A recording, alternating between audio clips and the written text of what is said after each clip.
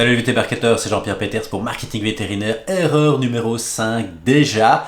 On arrive tout doucement à la fin et j'espère que quand on arrivera aux fins des 7 erreurs, vous aurez l'audace sur 1, 2, 3, 4 semaines de gérer une erreur une à une et devenir vraiment meilleur en communication face aux clients. Cette erreur numéro 5, elle nous fait mal. Il n'y a pas une semaine où on n'en parle pas sur les réseaux. Je pense que nous l'avons toute faite et je pense que tous les vétérinaires continuent à la faire quand on n'est pas vraiment avisé. Elle disparaît un petit peu avec la bouteille, mais quelle est-elle cette erreur? Confondre la relation client avec une relation amicale. Ce n'est pas la même chose. Pardon de vous le dire d'entrée de jeu, les clients ne sont pas vos amis et ne le deviendront jamais.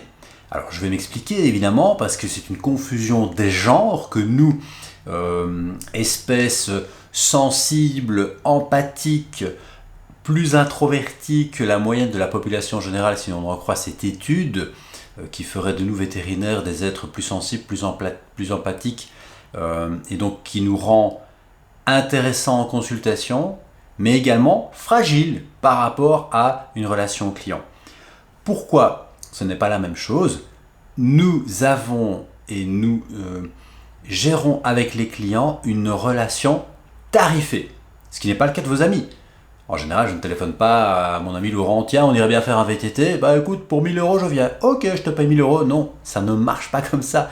Une relation client, il paye, et en payant, ça déclenche en eux des attentes. Et si vous ne comblez pas ces attentes, eh bien c'est là qu'il y a un problème. C'est-à-dire que quand les attentes du client ne sont pas comblées alors qu'il demande, ils ont le besoin que ces attentes soient comblées parce que docteur, j'ai mis de l'argent sur la table pour que mes attentes soient comblées, si elles ne le sont pas, ils risquent de partir. Et ils partent en général pour ce que nous on va considérer comme des broutilles. Sauf que ce ne sont pas des broutilles à leurs yeux, ce sont de véritables besoins. Et vas-y que oui, mais l'assistante a pris le chat par le cou un peu trop violemment, il m'a pas bien expliqué, le parking était plein, il n'a pas voulu venir à domicile, il n'était pas de garde cette fois-là, je vais ailleurs. Et vous avez toutes et tous connu ces cas de gens qui sont chez vous depuis des mois, des années, qui sont sympas avec vous, qui sont attentionnés, qui sont empathiques, qui vous encensent, qui parlent de vous en des termes dithyrambiques, je vous aime, docteur, et qui se barrent pour une broutille. Ça, c'est parce que nous avons l'audace de penser que nous sommes aimés pour ce que nous sommes, alors qu'en réalité, nous avons une relation tarifée. Vous n'avez pas en relation amicale des relations tarifées, je l'espère pour vous, c'est ce que nous avons par contre avec nos clients. Donc à partir du moment où vous avez cette relation tarifée, vous avez bon offrir des services. Je fais, tiens oui mais Jean-Pierre, tu te rends compte, j'ai ouvert le cabinet sur le temps de midi pour donner des croquettes. Je suis allé à domicile, euthanasier l'animal alors que je ne fais pas de domicile. Je suis venu en urgence le soir alors que j'étais pas de garde ce jour-là, justement pour servir. Qu'est-ce qui vous ferait plaisir, Madame Martin? Je voudrais des clapiotes. Juste pour picorer. Si à ce moment-là vous apportez des olives et pas des clapiotes, eh bien les attentes ne sont pas comblées. Pourtant vous avez l'impression d'en faire des tonnes et un jour ils partent. C'est parce qu'il y a confusion des genres. La notion d'argent qui est placée directement dans la relation client entre le client et le vétérinaire fait que nous n'avons pas cette relation amicale. Et on a cette erreur de livrer son affection personnelle envers le client. Parce qu'on croit que c'est gagné, ça ne marche pas comme ça.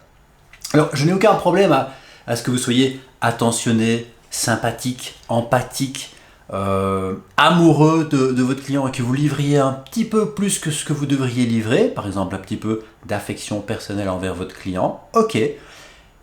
Toutefois, gardez ce petit garde-fou qui fait que, pensez-y, nous avons une relation tarifée, donc un jour ou l'autre, quand les attentes de mon client ne seront pas complètes, ils partiront.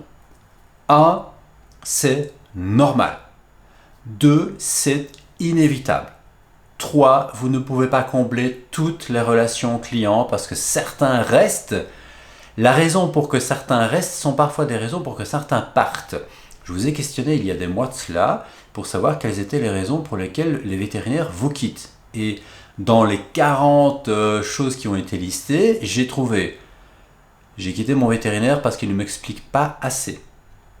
Et j'ai quitté mon vétérinaire parce qu'il m'explique trop et que je ne suis pas là pour ça.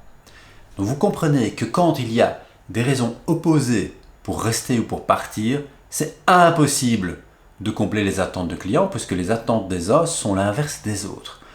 Donc tout cela normalement devrait faire qu'on ne le prend pas en principe personnellement. Alors c'est plus facile à dire, à écrire qu'à faire, mais j'espère que vous allez faire un petit peu confiance à ce niveau-là. Les clients ne sont pas vos amis, les clients restent parce que leurs attentes sont comblées et les clients ont des attentes importantes en termes de service parce qu'ils donnent de l'argent et que le fait de payer leur confère consciemment et inconsciemment des droits à ces attentes.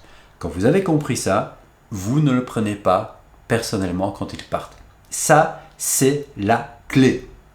Même s'ils vous complimentent, même s'ils vous parlent tendrement, ils partiront un jour parce que vous n'avez pas place sur le parking, parce que vous n'étiez pas là et que c'est votre collègue qui a pris la consultation et tout ça fait que les clients sont parfois mécontents et s'en vont pour ce qu'on va considérer comme étant un rien, alors que c'est important pour vous. Voilà, chers vétérinaires, ne pas confondre la relation client avec une relation amicale, ça c'est quelque chose qui est vraiment fondamental. Gardez ce petit garde-fou pour ne pas le prendre personnellement parce que toutes les semaines sur les réseaux, on voit des vétérinaires qui souffrent de dire « Madame Martin est partie alors que j'ai tout fait pour elle ». On se voit très vite pour la 6e erreur, chers vétérinaires, portez-vous bien et d'ici là le plus important, soyez bien dans vos baskets. Ciao!